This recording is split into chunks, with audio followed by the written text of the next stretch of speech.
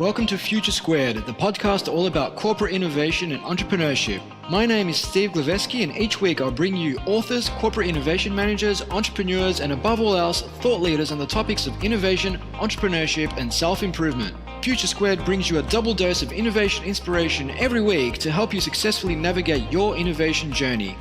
Every Monday, I'll bring you a world-class thought leader such as Steve Blank, Alex Osterwalder, Neil Patel, Rand Fishkin, or Whitney Johnson, just to name a few. While every Friday, I'll bring you some quick digestible insights myself to help end your week on a high before you head off for the weekend. Future Squared is proudly brought to you by Collective Campus, an innovation hub, school, and consultancy that works with large organizations to help them adopt the mindset, methodologies, and tools required to explore new business models and disruptive innovation in an era of rapid change. If your organization needs support coming up with ideas, testing and turning those ideas into reality, incubating teams, driving cultural change, or connecting and partnering with startups, then visit Collective Campus online at www.collectivecamp.us. And without further ado, here's today's podcast.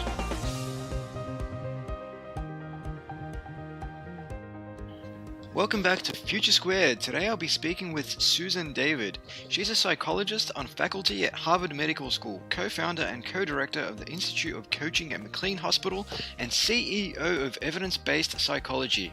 An in-demand speaker and consultant, Susan has worked with senior leadership of hundreds of major organizations, including the United Nations, Ernst Young, and the World Economic Forum. Her work has been featured in numerous leading publications, including the Harvard Business Review, Time, Fast Company, and the Wall Street Journal. Susan is the author of the definitive Oxford Handbook of Happiness, Beyond Goals, Effective Strategies for Coaching and Mentoring, and also authored the top-rated Harvard Business Review article, Emotional Agility, which was named as a Management Idea of the Year and was the impetus for her book of the same name, which is being translated into multiple languages. Her work is frequently featured in the media, including HBR, Time, Fast Company, The Wall Street Journal, and Inc.com. So without further ado, I bring you Susan David.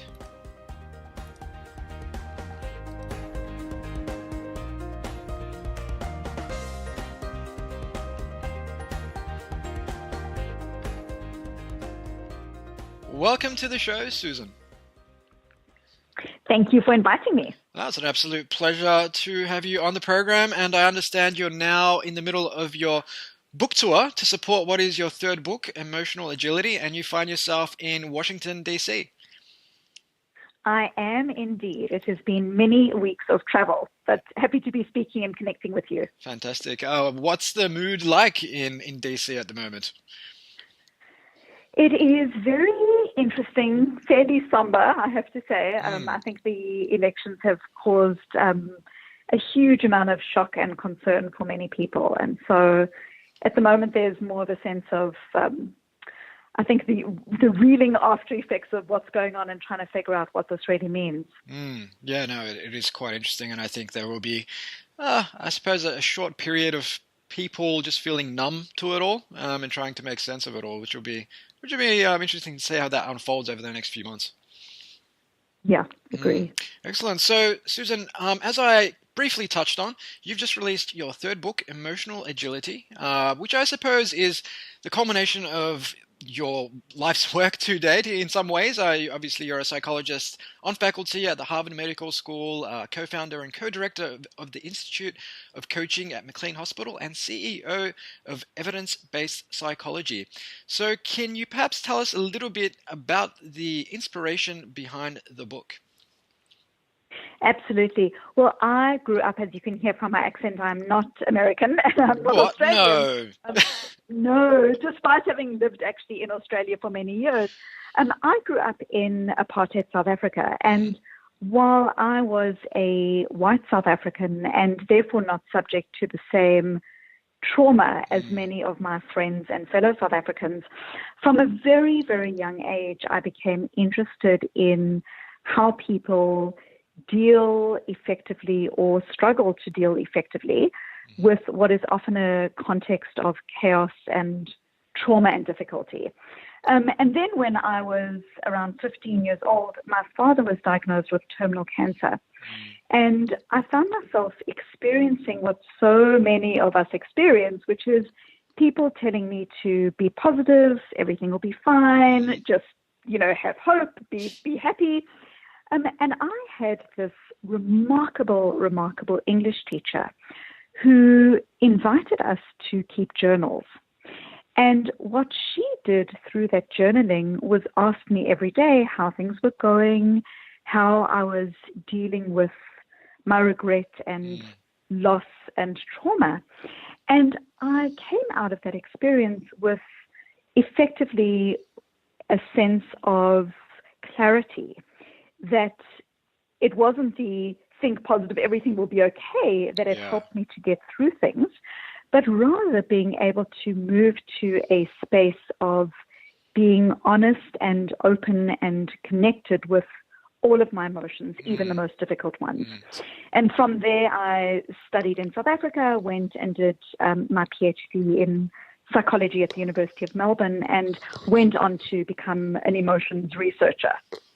Excellent. And I guess it sounds like you were quite fortunate to have an English teacher like that in your life, who, rather than just apply the same old Band-Aid solutions, if you will, of, think positive, it's going to be okay, she or he, he didn't specify, actually asked a lot of questions to help you connect with your emotions, which is quite a valuable sort of lesson for someone growing up. Absolutely. We live in a culture that is either very focused on task or project or just pushing through. And, one of the things that has become clear to me in my work, as well as in the body of work around this, is that the importance of being open to all emotions, even if they cause us discomfort, being able to label emotions, these are critical skills that actually help to cultivate resilience in ourselves as well as in other people. Yeah, definitely. And I suppose resilience is something that's becoming a lot more important in today's sort of fast-changing environment. And emotional agility explores how to get unstuck, embrace change, and thrive in work and life. And I mean, as I just said, it's never been more important than now. What with technology and disruption upending a lot of what we know, we need to become a lot more adaptable, and we're facing a lot more uncertainties. So how can, well, I suppose, how do you define emotional agility, and what role can it play in, I suppose, helping us navigate the uncertainty? So absolutely, and I'll start with the end of the question and then come back to the what is the emotional agility part. So yeah, I mean, every organization that I work with, every CEO effectively says that the organization is facing unprecedented complexity. And so, of course, every single day there are demands on people to be, and you can fill in the adjectives, to be inclusive, to be relational, to be innovative, to be cooperative, to be calm, to be centered. And they're all of these, cries for people to have these qualities. And what I find just absolutely fascinating is that the same complexity that leads organizations to really ask of these qualities from their employees and their leaders, that same complexity actually undermines those very qualities that are being called for. So we know that when people face issues of complexity, ambiguity, that our brains are actually very blunt instruments. Our brains interpret that as unsafe, and we tend to respond, instead of being relational, we tend to be transactional. Instead of being innovative, we shut down ideas. Instead of being inclusive, we land up creating an us and them. And really experiencing what so many people are experiencing at the moment, which is overwhelming panic, strain, and guilt. One of the most striking statistics for me as a psychologist working in organizations is that by 2030, the World Health Organization has predicted that depression, not heart disease, not diabetes, not cancer, depression will be the leading cause of disability globally. And so what I am fascinated by is the idea that while we are asking people to be agile, there's been almost no focus on what does it actually take for us psychologically to cultivate this sense of resilience and agility, and hence my writing of the book and my being interested in these ideas. What is it internally that helps us to thrive in the world that we find ourselves? So then to your question, what is emotional agility? Emotional agility is effectively the ability to come to all of our emotions, not just the ones that feel good, but all of our emotions with a sense of curiosity. So we have this ability to be open and inquiring of our emotional experience, to be compassionate to ourselves, because very often difficult emotions, failures, setbacks, anxiety bring with them a sense of lack of compassion. We often think that we are in a never-ending Ironman or Ironwoman triathlon. So the ability to come to our emotions in a way that is curious, compassionate, and courageous, and that also allows us to recognize that our emotions are data, but not directions. And so really to be able to cultivate a sense of who we are and what our values are, so that we can bring ourselves effectively to the many contexts that we face ourselves in. Yeah, and you've touched on a number of interesting points there. Firstly, on the depression factor that by 2030, what was the exact terminology you used? Was it around depression being number one killer? Yeah, depression is the number one leading cause of disability globally. Yes. And organizations will not escape this, and yet I don't believe that organizations are truly facing into this and what this means from a talent perspective and a capability perspective. Yeah, and that's exactly right. And I'm a big fan of Eckhart Tolle's work. And, in The Power of Now, he talks about the fact that, well, I'm not sure if it's a fact, but he says that 90% of human suffering is all in our heads. Because we don't know how to relate to our emotions, especially the negative ones. And we tend to associate with every negative thought that comes in our heads, and it can bring us down rather than putting some distance between ourselves and those emotions. And I guess you touched on some other points there around we need to be agile, we need to be innovative, we need to be this, we need to be that. And when you have all of these expectations being thrown at you in a workplace or whether it's in your home life, it can become quite overwhelming because every decision you make is, I suppose, shrouded in this veil of, well, here's the step-by-step expectation of how I should behave in this circumstance, and it can be quite debilitating.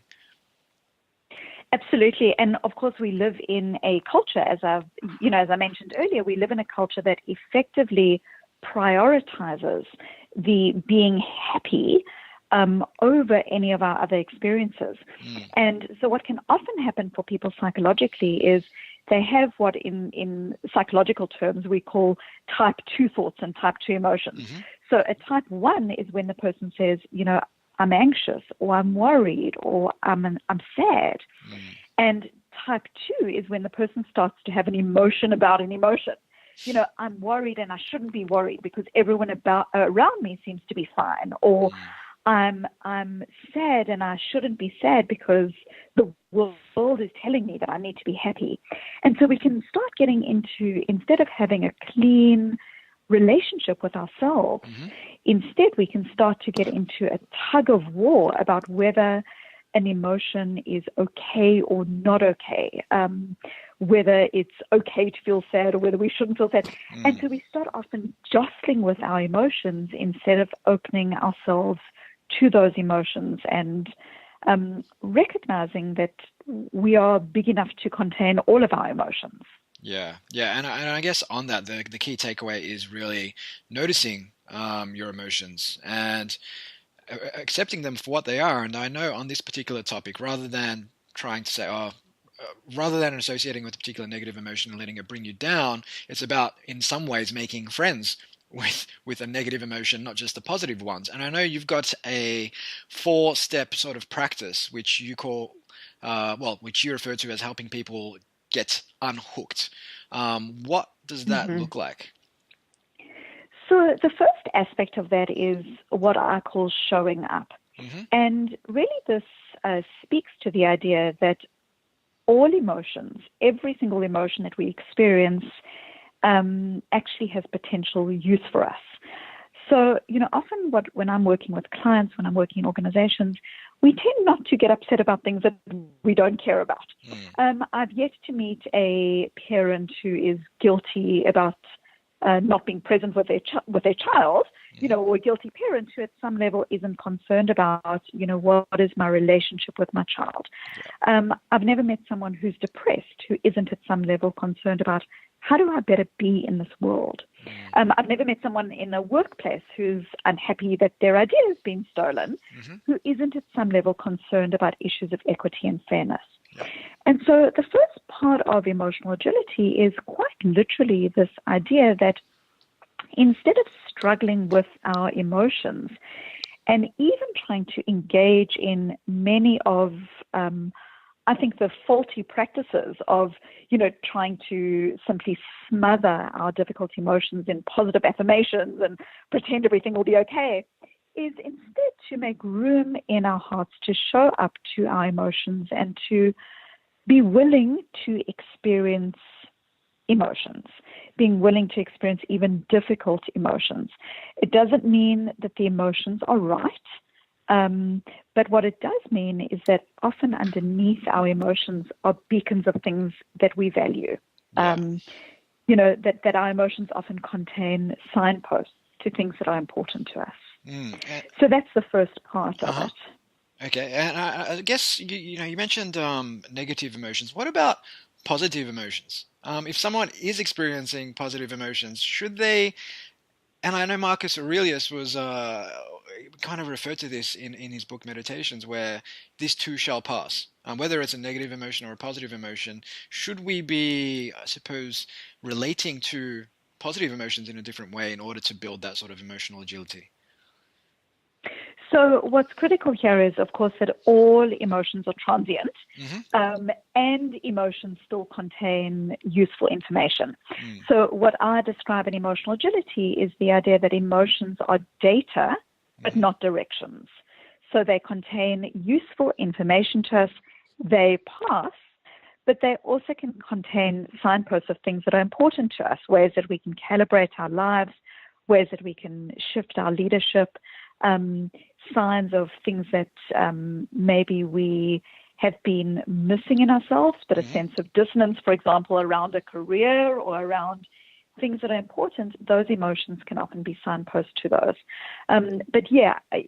Hooking into our emotions, whether they, so-called good emotions or bad emotions, and letting those emotions drive us is in emotional agility what I call being hooked.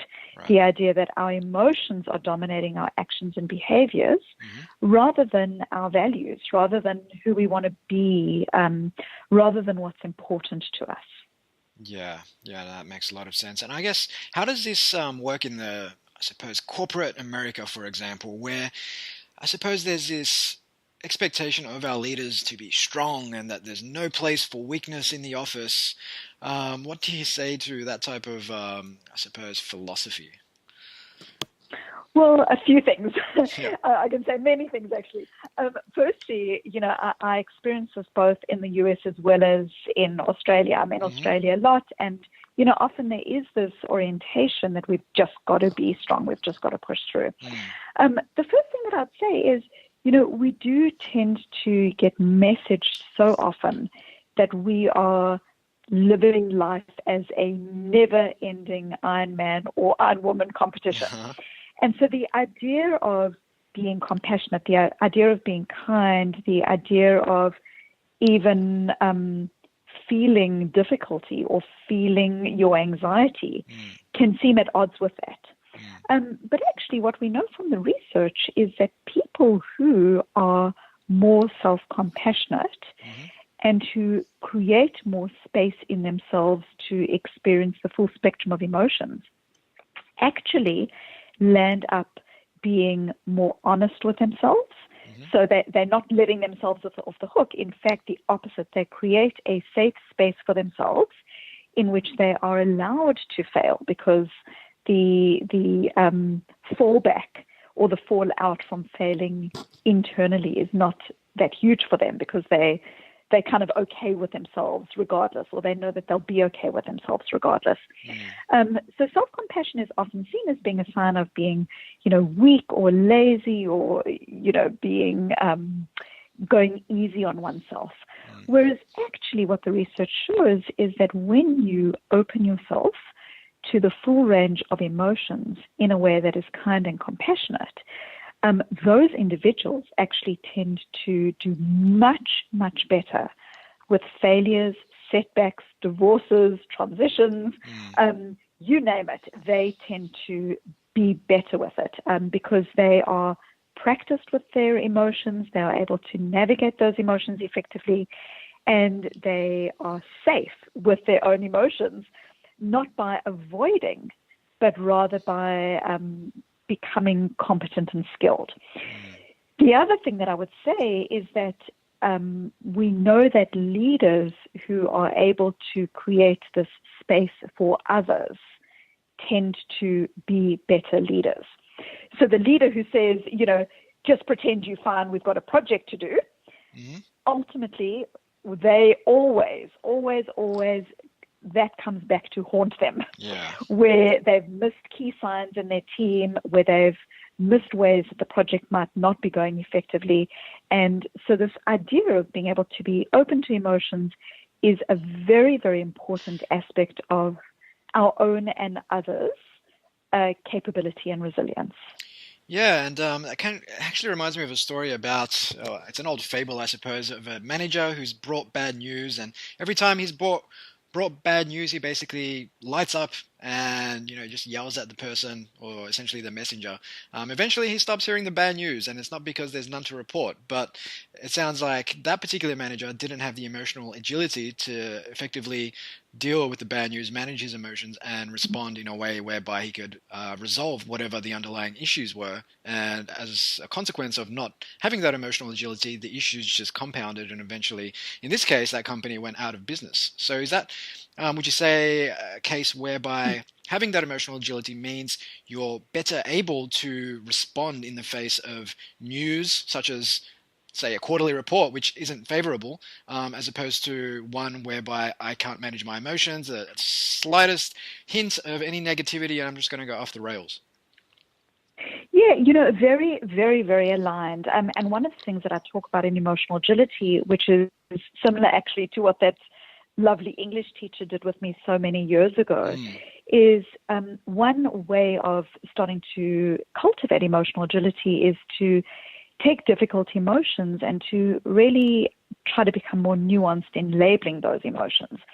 And so what this looks like in the example that you've just described is that often, leaders will say things like, I'm angry, like I'm just angry, or I'm just stressed.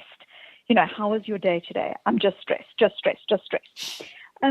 there is a world of difference between being stressed versus betrayed, stressed versus frustrated, stressed versus, yes, I need to delegate more, stressed versus, I feel disappointed in myself because I thought that I would be at a different point in my career. And so what's really interesting is that when people are able not just to open themselves to their emotions, but starts moving into the second part of emotional agility, which is what I call stepping out, this ability to label emotions and to be more nuanced with them, what we actually know is that those individuals, again, tend to do better and be better. And, we find, again, the same with others, that sometimes you'll hear leaders being very black and white about people's emotions. You're either with the change or you're against the change. You're either on the bus or you're off the bus. But in truth, people experience a complex of things all at once. I might be for the change and still concerned about it. And it's only if I'm in a team environment where those emotions and that kind of conversation is allowed. It doesn't mean that we need to get sucked into it, but where it's allowed, that we can start picking up the warning signs of, okay, what might be going wrong with this change? Or what ways might this change not be as effective as we want it to be? So it's this openness that ultimately helps to create our strength. And it sounds like emotional agility complements some of the work done by, say, Carol Dweck with growth mindset, or Stephen Covey with the 7 habits. I mean, the first habit is all about being response able and choosing how you want to respond to any sort of external stimuli, be it positive or negative. Would you say it complements their work quite strongly, or? Yeah, I mean, firstly, the Stephen Covey, one of the quotations that I talk about a fair amount in Emotional Agility is this very, very beautiful quote that's been attributed to Viktor Frankl, who survived the Nazi death camps.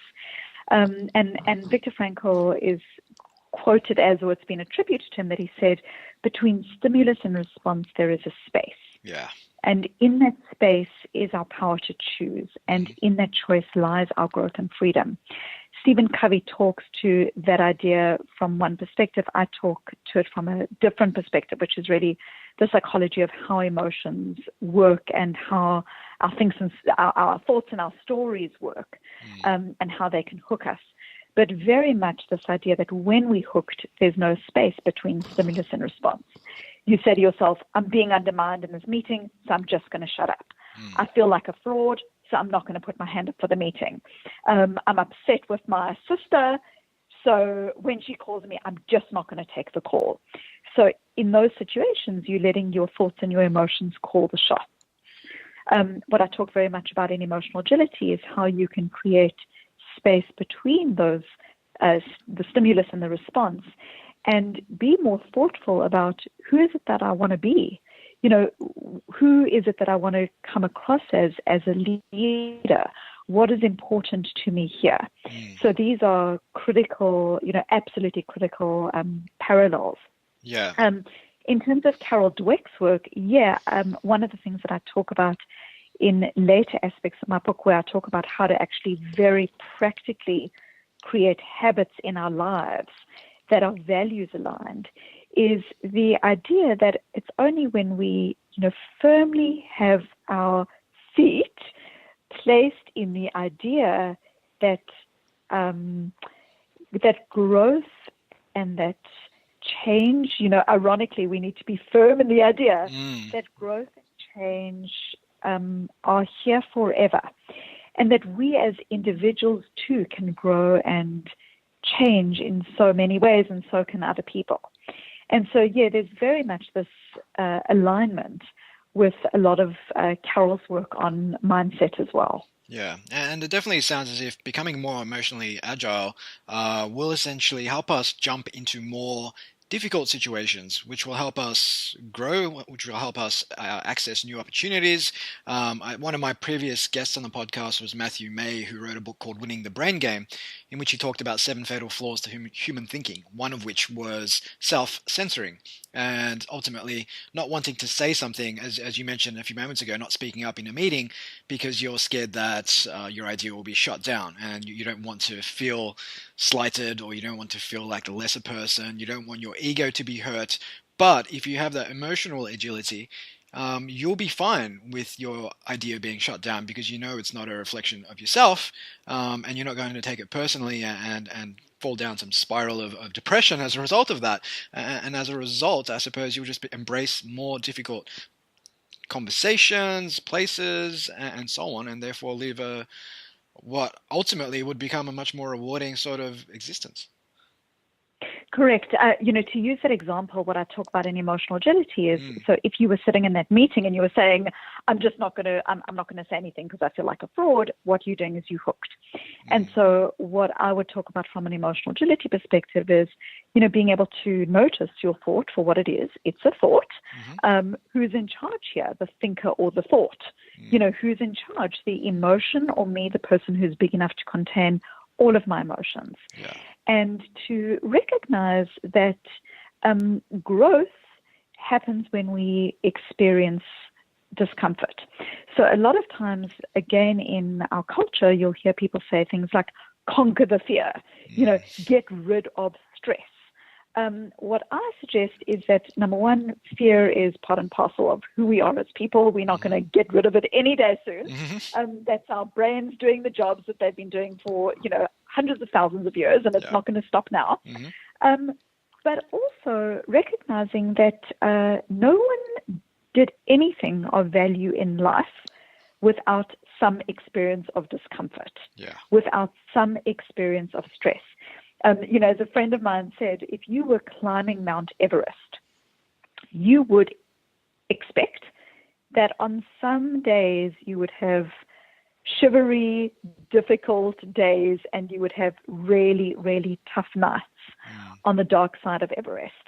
And no one ever said that raising a child or being a leader or living a life of any contribution was going to be stress-free. Mm-hmm. So how can we also recognize that stress isn't just a bad thing, but to notice, to label our stress effectively, to recognize what is underneath the stress, to try to connect with the values that are who we want to be in that meeting or in that conversation, and to bring ourselves forward, sometimes even in spite of the stress or in spite of the fear. Yeah, definitely. I guess it's about making friends with that stress. And it reminds me of a story I heard. I think it's an old Zen Buddhist story about a hypothetical or figurative sort of imaginary figure called Mana, who was representative of anxiety and fear. And I think the story says, I see you, Mana, let's have tea. Rather than ignoring or rather than running away, it's making friends with those negative emotions, embracing them for what they are, noticing them but not associating with them, putting some space between yourself and those emotions. And like you said, you've got that space between when something happens and your choice or to respond to it in a certain way. So yeah, it's definitely a very, very powerful topic, and it's one that I'm hoping at least one of our 2,000 plus listeners a day will actually take something very valuable out of this conversation. And I guess on that topic, what sort of practical next steps can our listeners take if they're, say, completely new to the concept of emotional awareness, emotional agility, and just want to start, I suppose, exercising this muscle, if you will? So the first thing that I would say is try to recognize in yourself ways that you typically get hooked. Mm-hmm. So, very often people, for example, will start to shut down when they have very specific types of emotional experience. It might be that they're feeling challenged, or it might be their sense of knowledge is being questioned. For many of us, we have patterns around what triggers us in particular ways. Mm-hmm. So starting to recognize those is really important. Also recognizing that we grow up in families where often what are cultivated or what are called display rules. Mm. And display rules are the often unspoken rules, but sometimes spoken, of what emotions it's okay to experience and what emotions it's not okay to experience. So our parents might say to us, if you're angry, go to your room and come out with a smile on your face. Mm-hmm. Or we may, when we experience sadness, have had a family member who basically feels very uncomfortable with that sadness and tries to quickly patch things up and make us happy again. And what that can lead to is, over time, us being less connected and less effective with those particular emotions.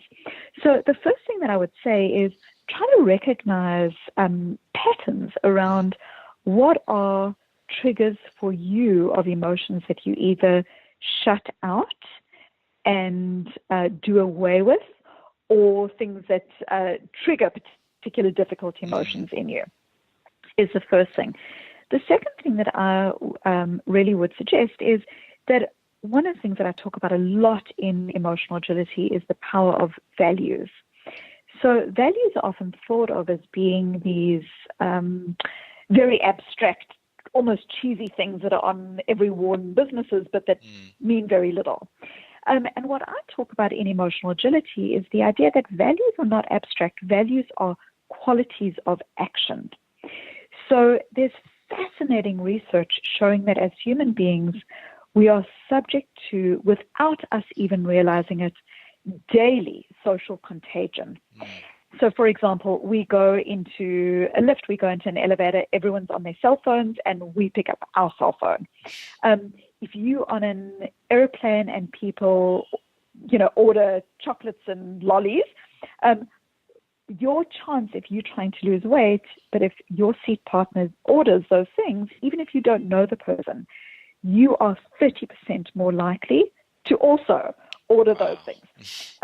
Large-scale epidemiological studies show that if someone in your social network gets divorced or puts on weight, your chance statistically increases. You don't even need to know the person. If they're 2 or 3 degrees of separation from you, there's almost this catchiness around people's behaviors. One person buys this kind of car, now everyone wants it. And what's really interesting is when we are subject to social contagion, we lose our own sense of a compass. We become so much more focused on social comparison. What's that person doing? How much are they earning? Yeah. What wonderful project are they doing? But what has been shown to be most protective of social contagion is having our values front of mind. That when we know who we are and what we stand for, even if it's literally just done through a 5-minute writing exercise, that can protect people 2 and 3 years down the line from the negative impact of social contagion. So another very simple thing that I would say to listeners is, answer some questions for yourself. What is it that I did today that was worthwhile? Not that was necessarily fun, but that was worth my time. If today was my last day on earth, what would make that worthwhile? If today was my last day being a leader, how would it be that I would want to be? And what you can start doing from that very simple exercise is start discerning for yourself the things that matter to you. And this whole Viktor Frankl quote, between stimulus and response there's a space, and in that space is the power to choose. What gets inserted into that choice is your values. So what I mean here is, if I say that I'm a leader who values fairness, or an individual in an organization who values fairness, and I know that there's a very difficult conversation that I need to have, you can start asking yourself questions like, how does ignoring this conversation, how is that fair to the individual? How is it fair to the rest of the team? How is it fair to me? And so you can start using your values as a litmus as to whether you are moving towards, you're moving in the direction of the thing that matters, or moving away. So what's fascinating here is you start getting away from the, I've got to have this conversation because I'm being told to have it. And you rather starting to really surface what is important to you, your want to goals around the conversation, around the meeting, around the difficult situation that you're facing. And that helps you to be more effective. Yeah, I actually really like the fact that you've included acting on your values as part of the process of getting unhooked. I think there's a lot of talk out there about noticing your emotions and making friends with them, but not necessarily aiding you in the response you're going to take. And that response should effectively help you, become the person you want to become by aligning with those values, but also by aligning with those values, slowly move you towards your goal. Because I think as human beings, we have a tendency to just do, and not necessarily focus on, well, what am I moving towards here? Is it just me being busy and not actually being effective and doing the kind of stuff that you were talking about where I'm happy or I'm thankful that I did this today, that I contributed this to the world today, that I made this person's day better. And I guess it's really important to close off on acting on your values when you choose your response. Absolutely. One last practical thing that very much connects in with this is I talk about in emotional agility how very often we wrap ourselves up in what I call have to language. I have to have this difficult conversation. I have to, with a roll of the eyes, go to this meeting.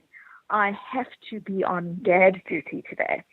And, what starts to really happen is we start to then, and the psychology of it is that we rebel against things that we are told we have to do, even if it's ourselves telling us we have to do it.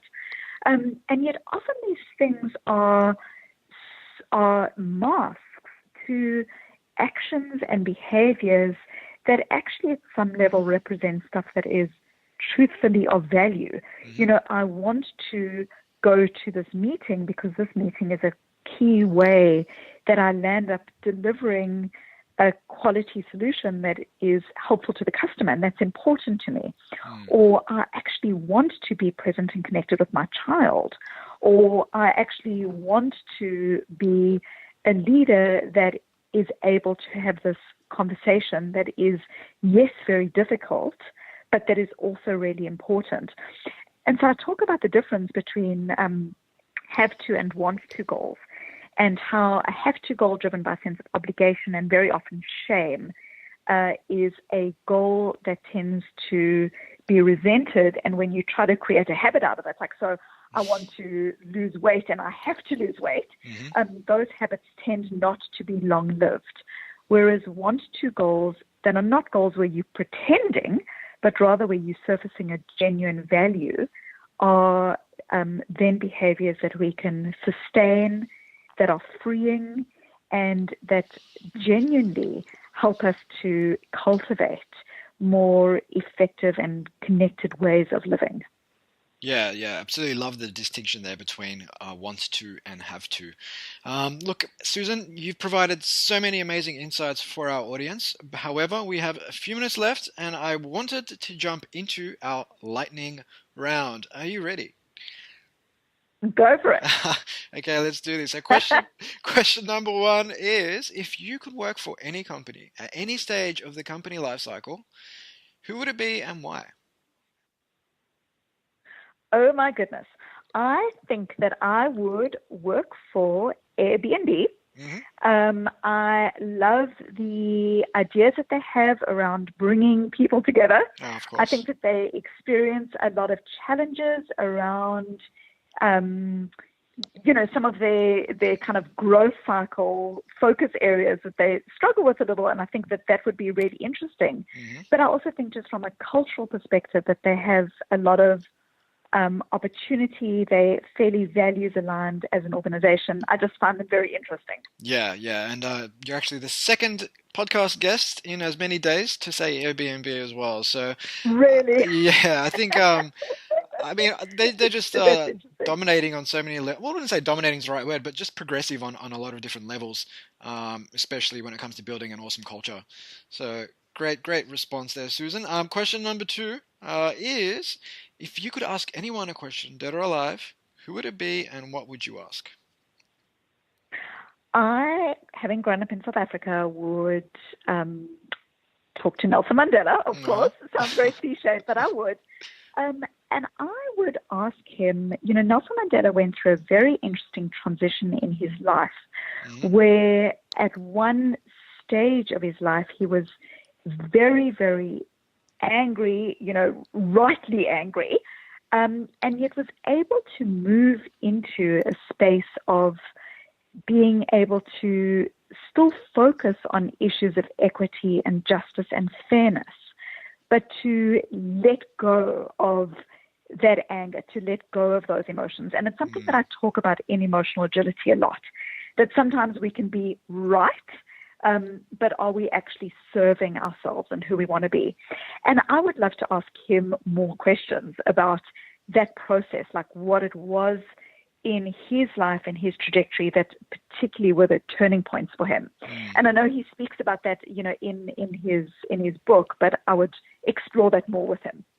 Yeah, it's interesting. I was actually reading Ryan Holiday's book, Ego is the Enemy, and he talks about Malcolm X in a similar way, whereby he was sent to prison for 10 years, and in that choice, you either have a lifetime or dead time. And in that case, he just read like just an amazing amount of books, read vociferously, actually took down word for word the entire Oxford Dictionary, wrote over the words, improved his vocabulary, and basically developed himself spiritually, read about religion and politics and everything else. And I mean, in that moment when you're sent to prison, you've got that choice to make. How do you want to respond to this? Is it going to be a lifetime or dead time?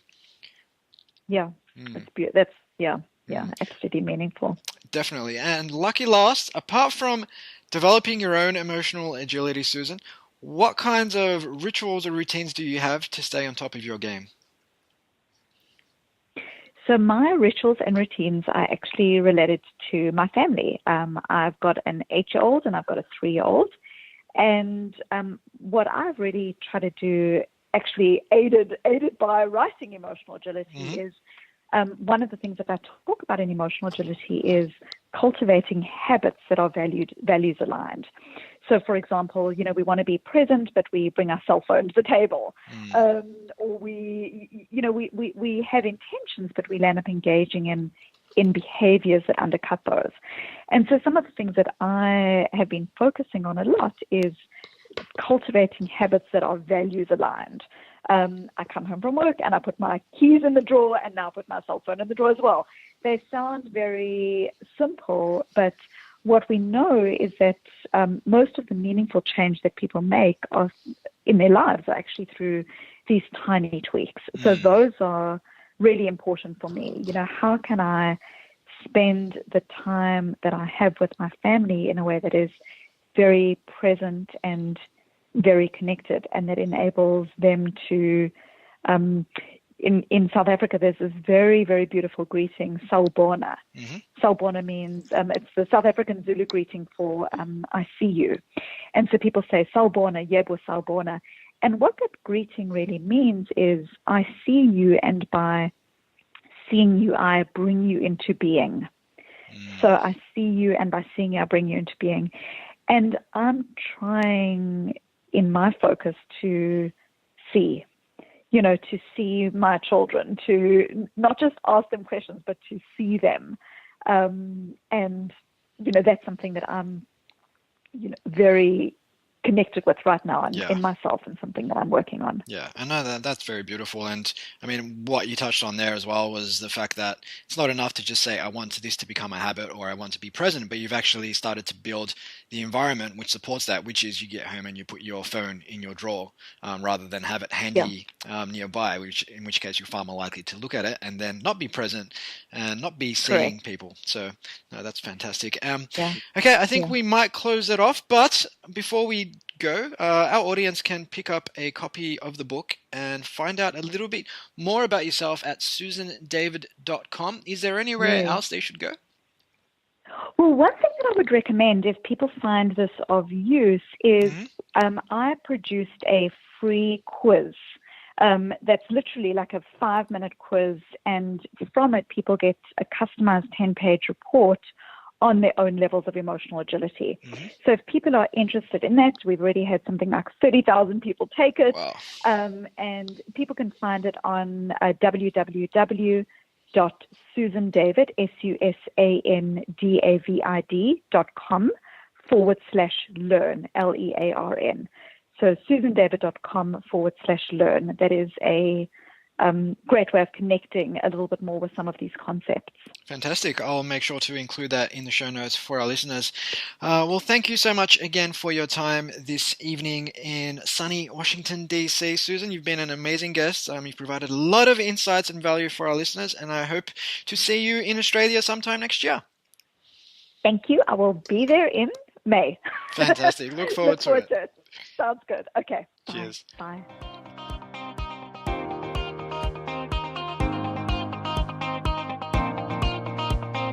Hey guys, it's Steve again. If you're picking up what we're putting down, we'd love it if you took just a minute of your time to like, share or subscribe to Future Squared on iTunes, SoundCloud or Stitcher. It would mean a hell of a lot to the team here who work effortlessly to bring you thought leaders and experts on topics of corporate innovation, entrepreneurship and self-improvement on a weekly basis. As always, you can find more resources on innovation, including blogs, books, podcasts, videos, webinars, and tools at www.collectivecamp.us. If you'd like to connect with me on Twitter, you can do so at Steve Glaveski. That's Glaveski. Until next time, keep innovating. Future Squared out.